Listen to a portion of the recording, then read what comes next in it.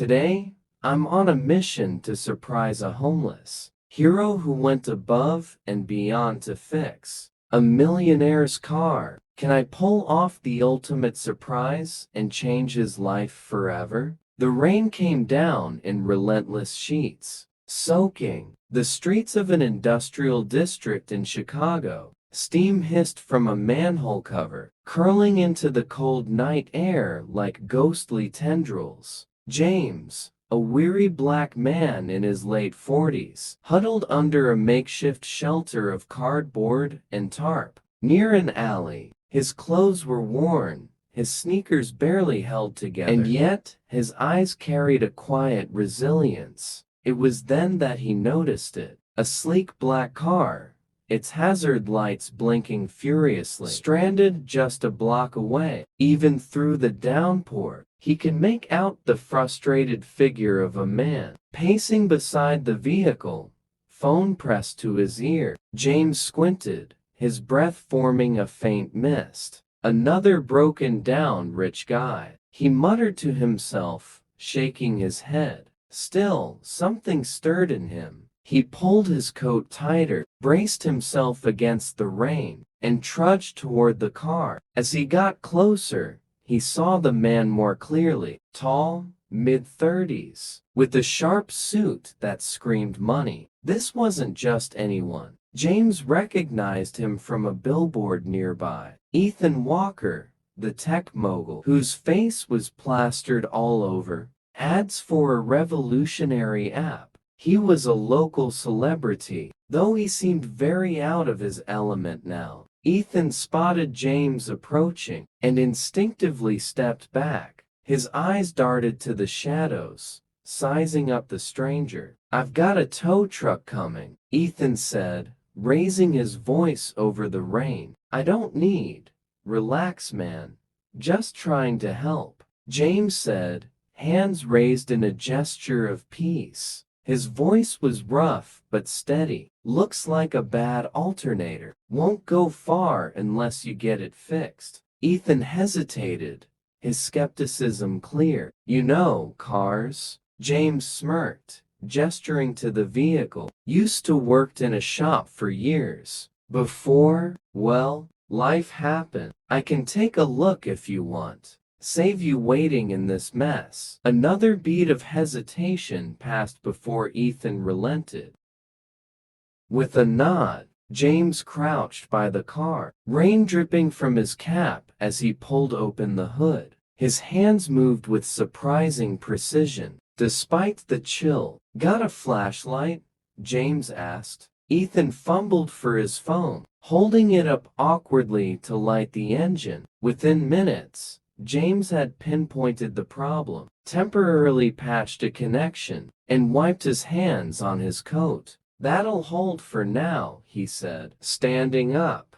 "But you'll want to get it looked at proper tomorrow." Ethan stared at him, half shocked. "You actually fixed it?"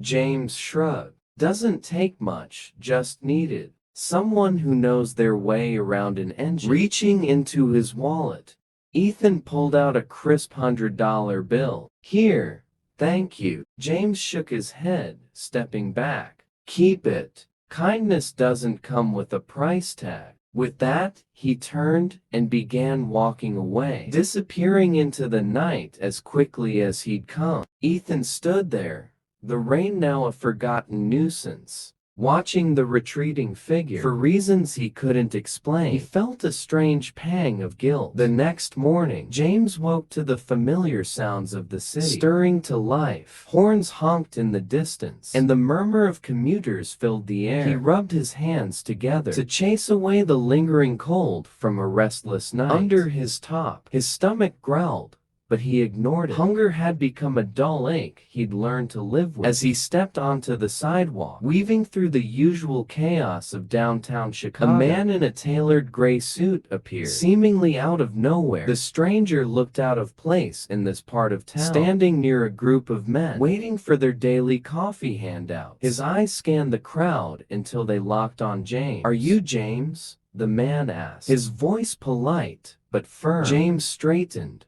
wary. Who's asking? The man extended a pristine white envelope, the kind James hadn't seen in years. Something about it screamed importance. "This is for you," the stranger said simply, before turning and walking briskly away, leaving no time for questions. James stared at the envelope, hesitant to open it. He glanced around, half expecting someone to laugh and yell "Gotcha," but no one paid him any attention. Slowly, he slipped his finger under the seal and tore it open. Inside was a card embossed with the name Ethan Walker. Beneath it was an address and a short message. "Thank you.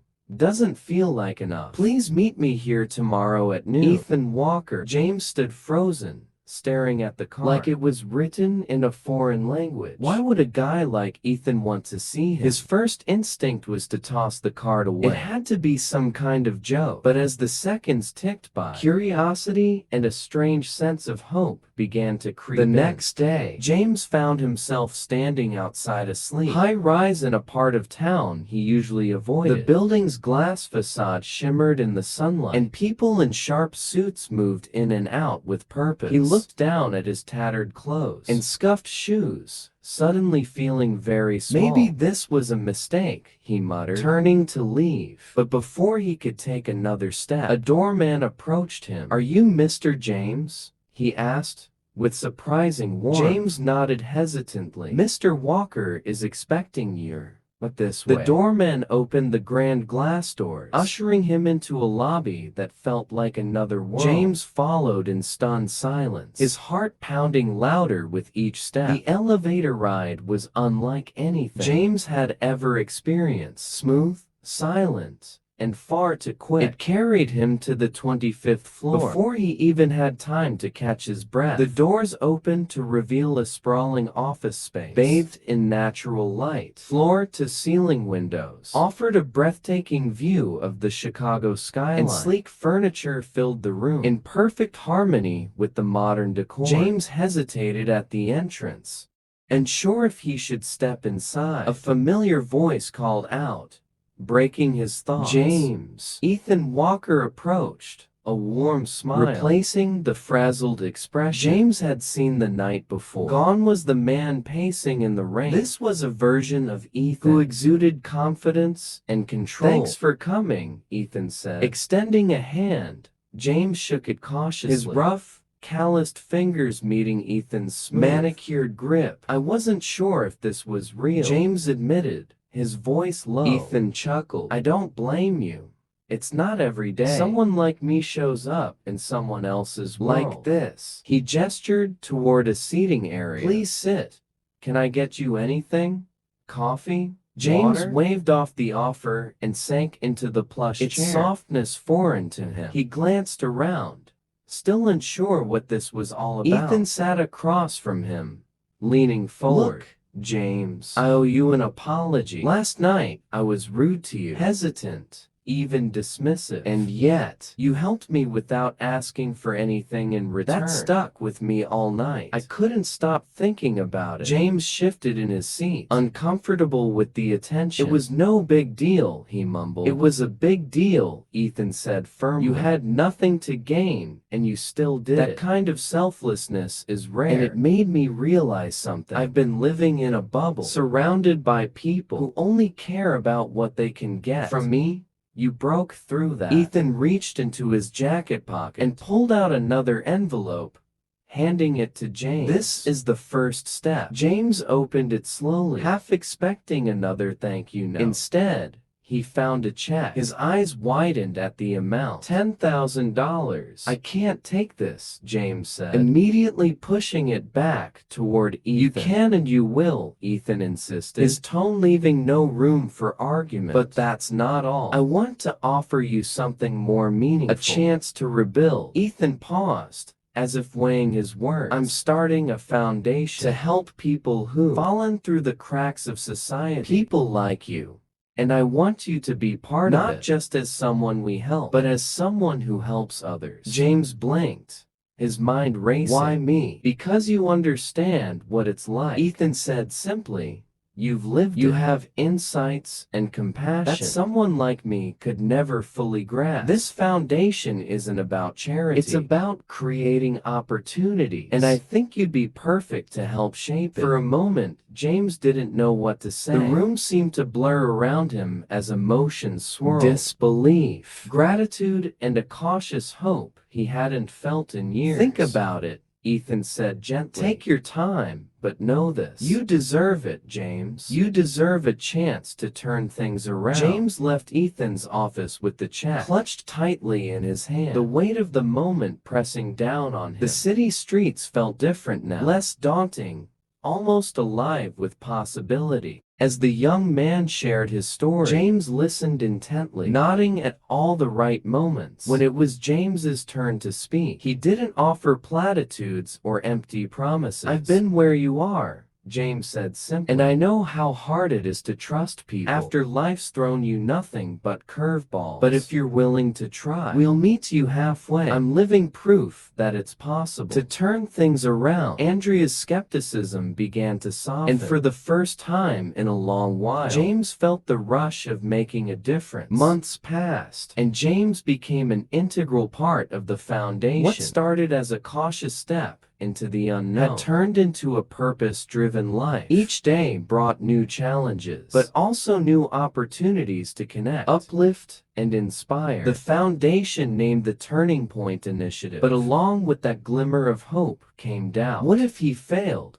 What if this was too good to be true? The next few days were a blur of cautious decisions. James used part of the money to buy a clean set of clothes and book, a week at a modest motel. For the first time in years, he showered without rushing, letting the hot water wash away layers of grime and exhaustion. He stared at his reflection in the mirror, barely recognizing the man in back. The day he returned to Ethan's office, James felt nervous but resolute. Ethan greeted him with the same warm smile and wasted no time introducing him to the foundation's small but dedicated team. This is just the beginning, Ethan explained as they walked through the office. We're still building everything from the ground up, but with your input, we'll make it something real, something lasting. James met with case managers, grant writers, and outreach coordinators, all of whom treated him with the respect he hadn't felt in years. He found himself sharing his story in ways he hadn't before, explaining the challenges he'd faced and the moments that nearly broke him. To his surprise, people listened, really listened. Ethan's vision for the foundation was clear: to provide not just temporary aid, but sustainable paths to self-sufficiency. Job training programs, mental health support, and transitional housing were all on the agenda. And James, with his first-hand experience, was asked to help design some of the programs. People don't just need money, James said one day during a brainstorming session. They need someone to believe in them. That's what you gave me, Ethan, and that's what we've got to give others. James's own transformation began to unfold alongside the foundation's growth. With Ethan's help, he rented a small studio apartment near the office. He started eating regularly, his gaunt frame slowly filling out. But the real change was deeper than appearances. One afternoon, Ethan walked into James's office with a broad grin. You've got your first success story. James raised an eyebrow. What do you mean? Ethan handed him a folder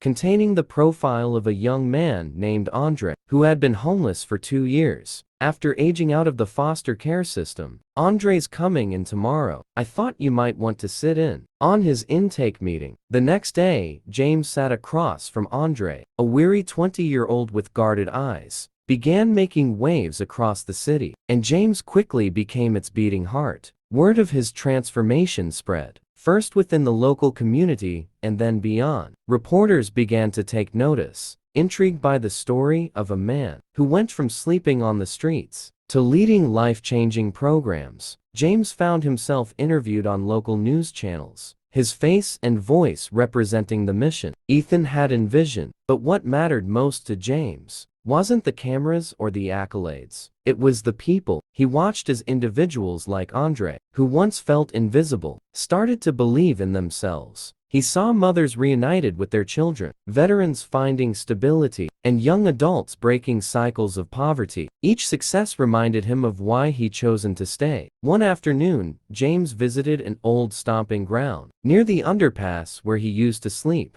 The familiar faces were still there, some friendly, some hardened by time. He handed out flyers for the foundation, sharing his story with anyone willing to listen. "I know it feels hopeless," he said to a small group of men and women. "I used to think the same thing, but there are people out there who care, who will fight for you. If you're ready to fight for yourself, I'm proof of that." One man, visibly skeptical, crossed his arms. "And what makes you think anyone's gonna help me? People only care about themselves." James nodded, his gaze steady. "That's what I thought too, until someone proved me wrong." Don't let pride or fear keep you where you are. If you're ready, we've got a place for you. Over the weeks, a few from that group showed up at the foundation's doors. One by one, they began their own journeys toward stability, inspired by James's unwavering belief in the power of change. As the foundation grew, its reach extended beyond the city. Donations poured in, from people moved by the story of a millionaire and a homeless man whose chance encounter turned into something extraordinary. Schools,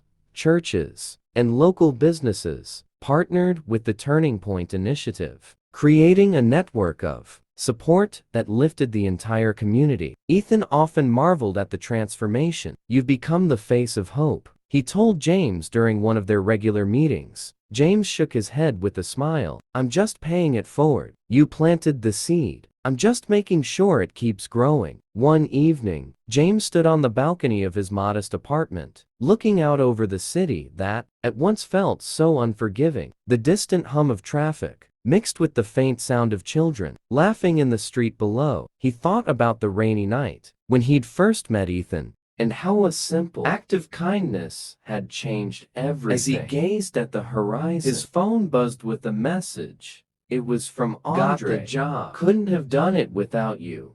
Thank you." James smiled, a warm sense of pride washing over him. He typed back, "You did the hard part. Keep going." The world hadn't magically become perfect. There were still struggles, still nights when doubts crept in. But James had found something more powerful than fear. A reason to keep moving forward. As the years passed, the Turning Point Initiative became a pillar of hope, not just for Chicago, but for cities across the country. Ethan and James's partnership blossomed into something far greater than either had imagined. Together, they expanded the foundation's reach, opening satellite programs in other states, and creating a blueprint for how communities could combat homelessness and systemic inequality. James, now in his early 50s, had become a symbol of resilience, redemption. His once rugged face now bore a calm confidence, and his presence carried an authority earned through experience. Yet he remained grounded, never losing touch with the people he served. One summer, the foundation hosted its largest event, a fundraising gala held at the Art Institute of Chicago. Guests included celebrities, politicians, and philanthropists, all eager to contribute to the cause. James, dressed in a tailored suit that felt both foreign and fitting, stood by Ethan's side as they addressed the crowd. Ethan spoke first, recounting their fateful meeting on a rainy night. "If not for James, I'd probably still be stranded on the side of that road. What he gave me that night wasn't just help, it was perspective." And that's what the Turning Point Initiative is about, helping people see the potential in themselves and others. When it was James's turn, he took a deep breath, scanning the room, filled with faces of influence and wealth. "I used to think people like you didn't care about people like me," he began, his voice steady but filled with emotion. "But I learned that sometimes all it takes is one act of kindness to bridge that gap. That's what we're doing here. Building bridges. And I hope every single one of you leaves foundation." Bustling headquarters, a young man approached him hesitantly. His clothes were worn, his posture unsure, but his eyes carried a flicker of determination. "Mr. James," the man said, his voice trembling slightly, "I heard your story. I want to try. I don't want to be out there anymore." James smiled, placing a reassuring hand on the man's shoulder. "You've already taken the hardest step just by walking through those doors. Let's figure out the rest together." The encounter reminded James of the night he first met Ethan, and how one moment of connection had set everything in motion. It wasn't about grand gestures or perfect plans. It was about showing up, offering a hand, and believing in the power of change. As James stood in the foundation's lobby that evening, watching the comings and goings of staff and clients, he felt a deep sense of peace. The rain outside pattered against the windows, a distant echo of the night that had changed everything. He thought back to Ethan's words, "You deserve it." At the time, he hadn't believed them, but now, seeing the lives transformed and the hope rekindled in so many, James finally understood. It was never about deserving. It was about deciding to give, to trust, and to take a chance on something better. And as the rain continued to fall, James knew he'd keep building those bridges, one act of kindness at a time. If you were inspired by James's journey from hardship to hope, don't forget to like, share, and subscribe to our channel for more stories that showcase the power of kindness and transformation. Together, we can keep building bridges of hope, one story at a time.